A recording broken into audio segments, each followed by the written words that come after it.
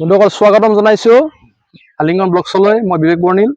আজি নতুন এটা ভিডিঅ', সেইটো হৈছে ব্ৰইলাৰ ফাৰ্মৰ ওপৰত। আৰু ব্ৰইলাৰ ফাৰ্ম বুলি কওঁতে ভাবিছে আপোনালোকে নিশ্চয় যে ব্ৰইলাৰ ফাৰ্মটো সকলোৰে আছে, কিন্তু এইখন ব্ৰইলাৰ ফাৰ্ম এটা ব্যতিক্ৰম।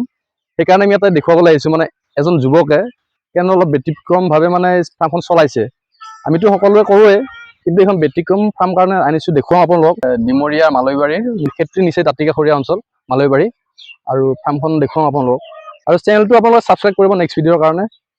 মৰম দিলে ভাল লাগিব, আপোনালোকৰ মৰমৰ কাৰণে মৰম দিলে আগবাঢ়ি যাব পাৰিম।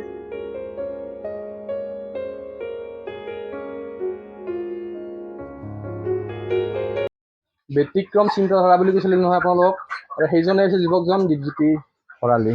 নমস্কাৰ, ধন্যবাদ আপোনাক ইমান ধুনীয়াকে মোৰ ফাৰ্মলৈকে আহিছে।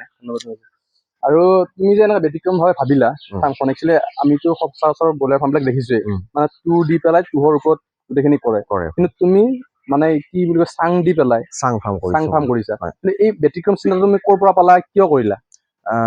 আচলতে কি, মানুহে টেকনলজি, মানে আমি যিহেতুকে উঠি অহা যুৱক, আমি টেকনলজিখিনি একচেপ্ট কৰিব লাগে। কাৰণ আমি দুখীয়া ঘৰৰ ল'ৰা, সঁচা কথা ক'ব গ'লে বহুত কষ্ট কৰি আজি এইটো পৰ্যায় পাইছোঁ। আমি কেনেকে কম খৰচত অধিক মানে প্ৰডাকশ্যন উৎপাদন কৰিব পাৰোঁ, সেই বস্তুটো আমি গুৰুত্ব দিবলগীয়া হৈ যায়। বাহিৰত বহু ক্ষেত্ৰত বহুত জেগাত দেখিছোঁ এনেকুৱা চাং ফাৰ্মটো আমাৰ নতুন বস্তু নহয় একো, এইটো আছেই, কিন্তু বাহিৰত বহুত টেকনলজি বহুত খৰচ কৰি পেলাই কৰিছে। কিন্তু আমি আমাৰ অসমতে সহজভাৱে পোৱা বস্তু কিছুমান, বাঁহ বেত আপোনালোকে দেখিছে, বাঁহৰ দ্বাৰা আমি খুব ধুনীয়াকে চাং এখন প্ৰস্তুত কৰি উলিয়াইছোঁ। আৰু চাং প্ৰস্তুত কৰাৰ আটাইতকৈ ডাঙৰ কাৰণটো হৈছে, সেইটো হৈছে তুঁহ। বৰ্তমান সময়ত তুঁহ, যিটো আমি ভুচি লিটাৰ বুলি কৈছোঁ, সেইটো একদমেই নাপায় বুলি ক'লেও ভুল নহয়। আৰু যদি ক'ৰবাত অকণমান পাইছে, তাৰ কাৰণে ইমানেই কম্পিটিশ্যন হৈ গৈছে, আপুনি নিজে, কাৰণ ফাৰ্ম বেছি হৈছে, তুঁহ কমকে ওলাই আছে, কমি গৈছে, তাৰ কাৰণে পইচা বেছি দিবলগীয়া আছে। বহুতেই দাম, তাৰমানে ইমানেই দাম, আপোনাৰ ফাৰ্মৰ যিখিনি অকণমান মুনাফা আপুনি পায়, সেই মুনাফাখিনি বহু বেছি শতাংশ তাৰমানে তুঁহৰ নামত দিবলগীয়া হৈছে। সময়ত সেই বস্তুটো পোৱা নাযায়। এনেকুৱা হৈছে। আৰু তুঁহটো আপোনাৰ চৰাই যদি আপুনি মাটিত পুহি আছে, তুঁহ আপোনাক লাগিবই, কোনো এক্সকিউজ নাই, আপোনাক লাগিবই। নহ'লে যদি আপুনি অকণমান জেগাতে বহুত চৰাই ৰাখি থৈ দিছে, ৰিজাল্ট বেয়া হ'ব আপোনাৰ, একদম গেছ হ'ব, এনেকুৱা বহুত কথা। আৰু যাৰ কাৰণে মই এই চিষ্টেমটো কৰিলোঁ। এই চিষ্টেমটোত বৰ্তমানলৈকে মই বেয়া পোৱা নাই, মোৰ এটা বেষ্ট সম্পূৰ্ণ হ'ব এতিয়া। আচ্ছা, ভালেই পাই আছো। যিটো মাটিৰ দৰত তুলি পেলাই পোহে, সেইটো বেছি লাভজনক তোমাৰ এইটো চাং পাতি কৰাটো লাভজনক হয় তোমাৰ? মানে দুয়োখন ফাৰ্ম মোৰ চাং নহয়, এখন ফাৰ্ম মোৰ চাং, আপুনি দেখিছে, আৰু সেইখন বাৰু আপোনালোকে দেখা পাব। এখন ফাৰ্ম মোৰ চাং, এখন ফাৰ্ম তুঁহ আছে এতিয়াও। মানে এটা কাৰণতে কৰা নাই দুখন ফাৰ্ম, কিন্তু কি বা অসুবিধা হয়, যিহেতুকে প্ৰথম কৰিছোঁ, সেইখিনি জনাৰ কাৰণে মই অলপ এক্সপেৰিমেণ্ট হিচাপত তাৰমানে এইখিনি কৰিছিলোঁ। তো সেইখনতকে এইখনত ৰিজাল্ট ভাল বুলি মই শুনিছোঁ, আৰু ষ্টাডি কৰি মই পাইছোঁ। এতিয়া চৰাই যেতিয়া লিফটিং হ'ব আমাৰ, তাৰপিছত আমি গম পাম যে সঁচাকে ইয়াত ৰিজাল্টটো ভাল হয় নে একেই হয়। যদি একে হয় তথাপিও লাভ, কিয় আমাৰ তুঁহৰ প্ৰয়োজন নাই, বাচি যাব। বহুত মানে একদম মানে বিৰাট সস্তীয়া কাম, চাঙৰ ওপৰত চৰাই থাকিব, আমিনো কি কৰিবলগীয়া আছে বহুত। মেইন ইম্পৰ্টেণ্ট কামটো মই আপোনাক কওঁৱেই নেকি এতিয়া? কোৱা। মেইন কামটো হৈছে গোবৰ কালেকশ্যন। গোবৰটো যিহেতু বিস্তাটো আপোনাৰ তলত পৰিব চৰাইত, সেই গোবৰটো কালেকশ্যনৰ ক্ষেত্ৰত বহুত কষ্ট হয় বুলি ক'লেও ভুল নহয়। কিন্তু কষ্টটো মই কৰিবলগীয়া হৈছে এটা কাৰণতে, মই 4000 চৰাইৰ কাৰণে মোৰ মোটামুটি 80-85 পৰা 90 বেগ তুঁহ লাগে। ইমানখিনি তুঁহ মই আজিৰ ডেটত ইম্পচিবল বুলি ক'লে ভুল নহয়। একেদিনতো নাপাওঁ, তথাপি আপুনি বিচাৰি অনাটো মানে সম্ভৱ নহ'ব চাগে আজিৰ দিনত। তো তাৰ কাৰণে মোৰ ক্ষেত্ৰত মই সুবিধা হিচাপে পাইছোঁ। কষ্ট অলপ হৈছে, কিন্তু মই মানে ধৰক 30-35 বেগ তুঁহ আনি সেইখন ফাৰ্ম চলাই আছোঁ।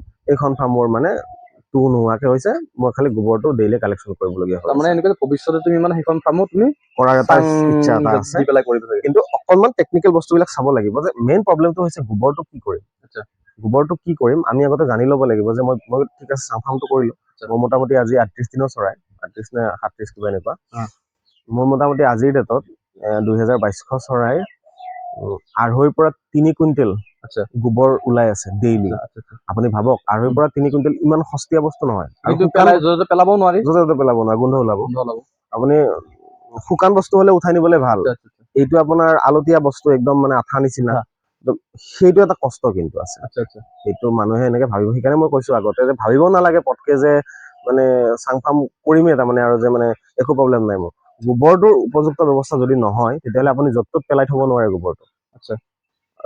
আপুনি যদি নদীৰ ওচৰত আছে আপুনি নদীত পেলাব পাৰে, একো প্ৰব্লেম নাই। মাছে খাই দিব, একো বেয়া বস্তু নহয়। মই নিজে পুখুৰীত পেলাই আছো, একো প্ৰব্লেম নাই। মোৰ পৰা কোনোবাই নিও আছে, একো প্ৰব্লেম নাই। মানে কি সেই বস্তুটো চাব লাগিব যে মই গোবৰটোৰ ব্যৱস্থাটো কৰিব পাৰিম নে নোৱাৰিম। যদি গোবৰটোৰ ব্যৱস্থা কৰিব পৰা যায় নিশ্চয় চাং ফাৰ্ম কৰক, মই ক'ব খোজো। তাৰমানে চাং ফাৰ্মটো ভাল, লাভজনক এটা কাৰণতে কৰিলে কথাখিনি আপোনাৰ। তুমি কিবা ক'ব খোজা নেকি যে কেজ ফাৰ্ম কৰিবলৈ সুবিধা কি হৈছে? তুমি প্ৰথমতে সুবিধা কি পাইছা? সুবিধা মানে আচলতে সকলো যিকোনো তুমি কাম কৰিবা তাতে তুমি সুবিধা থাকিব, অসুবিধা থাকিব। যি কামেই নকৰা তুমি, যি তোমাৰ চাকৰি হওক, বিজনেছ হওক, তো কথাটো তেনেকুৱা। ইয়াৰ ক্ষেত্ৰত তুহত আমি কিছুমান অসুবিধা পাইছিলো, যিবিলাক অসুবিধা ইয়াত পোৱা নাই। আৰু ইয়াত কিছুমান অসুবিধা পাইছো যিবিলাক তুহত নাই। সুবিধাৰ কথা সুধিছা, মই সুবিধাটো কওঁ। সুবিধা হৈছে চৰাইখিনি খুব ধুনীয়া চাফা হৈ থাকে, তুমি দেখা পাইছা।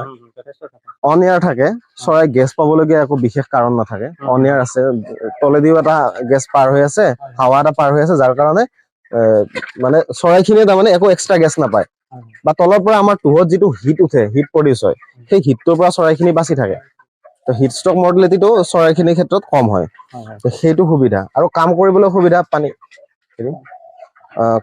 কাম কৰিবলৈও তাৰমানে সুবিধা। কাম কৰিবলৈ সুবিধা কিহৰ কাৰণে?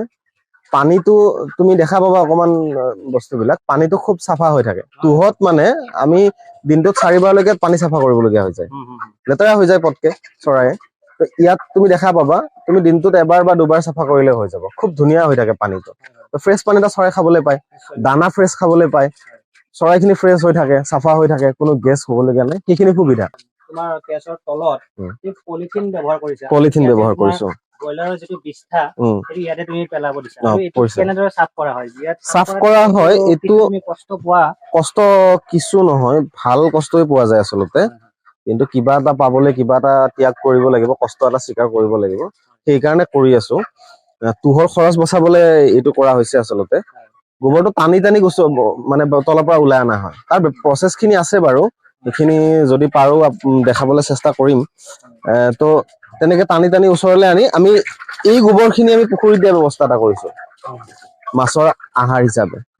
তো সেইটো একফালৰ পৰা চাব গ'লে সেইটোও মোক মানে লাভজনক প্ৰক্ৰিয়া এটা প্ৰদান কৰিছে তাৰমানে। বস্তুটো বুজি পাইছা? মই অকমান সন্মুখত দেখিব পাইছো তুমি কেজৰ তলত অকমান বা ভুচিটো ব্যৱহাৰ কৰিছো। কি তুমি কিবা এক্সপেৰিমেন্ট কৰিব বিচাৰিছা নে ভুচি দিলে কেজৰ তলত সুবিধা বেছি হয়? আচলতে ভুচি দিলেতো সুবিধা বেছি হয়। মানে কি সুবিধা বুলি নকওঁ, ভাল হ'ব বেছি। গেছ এতিয়া অকমান তুমি নিশ্চয় গুৰুত্ব দিছা, গেছ অকমান ওলাইছে। ভুচি দিলে সেই গেছটো একেবাৰে নোলাই বুলি মই ক'ব পাৰো। কিন্তু যদি আমি ভুচিটো ইউজ কৰিবলগীয়া হয়, ডাঙৰ কথাটো হ'ব এই কেছটো আমি বনালো কিয়? যদি ভুচিটো আকৌ ইউজ কৰিবই পাৰো, আমি কেছটো বনালো কিয়? ভুচি খৰচ অৰ্থ নাথাকে। তো সেইটো হ'বই নোৱাৰে কেতিয়াও।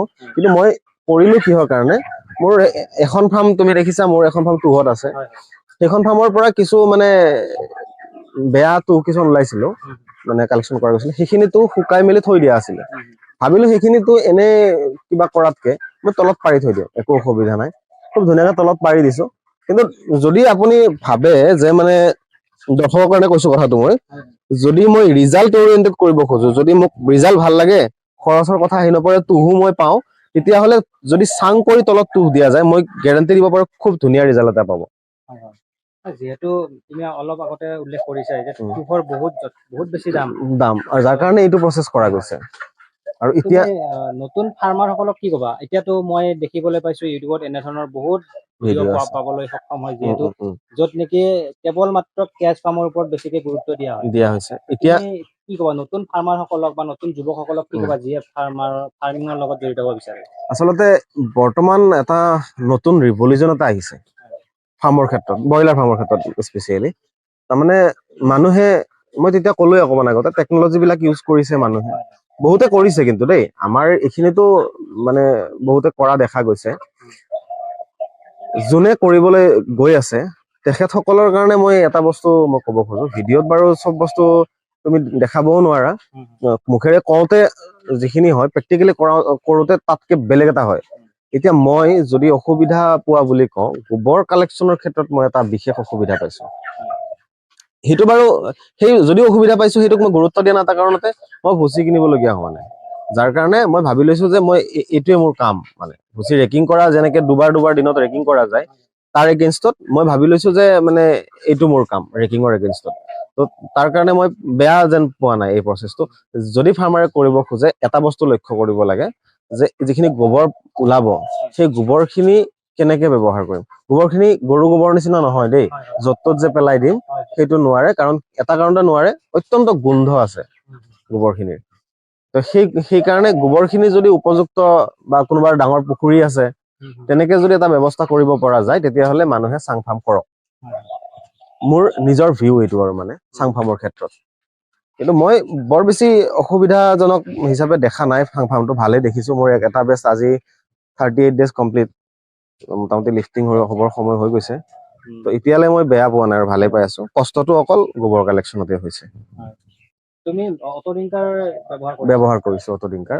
কেজ ফাৰ্মত নিশ্চয় অটো ডিংকাৰ ব্যৱহাৰ কৰিলে যথেষ্ট ভাল হ'ব কাৰণ কিয় কেজ ফাৰ্মত যদি তুমি দেখা পাইছা ইয়াত চব ফুটা আছে আমি যদি নৰ্মেল ডিংকাৰ ইউজ কৰিবলগীয়া হয় ষ্টেণ্ড ব্যৱহাৰ কৰিব লাগিব ষ্টেণ্ড ব্যৱহাৰ কৰিলে ষ্টেণ্ডটো ইয়াত নাথাকে ৰাখিব নালাগে তাৰ কাৰণে কি কৰিব লাগিব ইটা দিব লাগিব বা কিবা কাঠৰ টুকুৰা দিব লাগিব তো সেইটো বৰ বেছি সুবিধাজনক নহ'ব এইটোত কি ভাল হৈছে তলত থকাৰ কোনো প্ৰয়োজন নাই সি ওপৰতে এয়াৰত আছে দানা পাত্ৰ এয়াৰত আছে যাৰ কাৰণে তাৰমানে চৰাই পানী খাবলৈ অসুবিধা নাপায় আৰু মানে আমাৰো একো অসুবিধা হোৱা নাই এই ক্ষেত্ৰত আৰু এতিয়া মানে মই ভাবি আছো নিপল ডিংকাৰটো বেছি বেটাৰ হ'ব যেন ভাবি আছো এই চাং ফাৰ্মৰ ক্ষেত্ৰত তেতিয়াতো মানে চাং ফাৰ্মত কষ্ট নাই বুলি ক'লেও ভুল নহ'ব কাৰণ পানী এতিয়াও চাফা কৰিবলগীয়া আছে দিনত দুবাৰ কৰিব বা এবাৰ হ'লেও কৰিব লাগে কিন্তু নিপল ডিংকাৰ হ'লে পানী চাফ কৰাটো নাই সপ্তাহত তুমি এবাৰ পাইপ ক্লিনিং কৰি দিয়াৰ পিছত বেলেগ একো ভেজাল নাথাকিব মই আগতেও ক'লো কথাটো আমি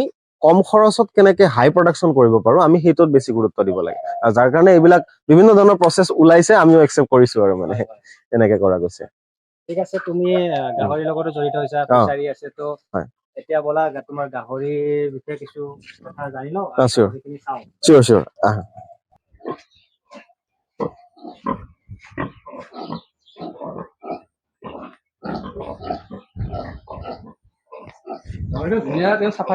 একদম চাফাকে আৰু গাহৰি যে দেখিলো অকলে আছে মানে কি বেলেগ বেলেগ মানে অকণমান মানে জাতৰ ডিফাৰেঞ্চ আছে কিন্তু দুইটাও হেমচাৰ ক্ৰছ এটা মানে হেমচাৰ ক্ৰছ এই দুটা মাইকী প্ৰডাকশ্যনৰ কাৰণে ৰখা গৈছে এই দুটা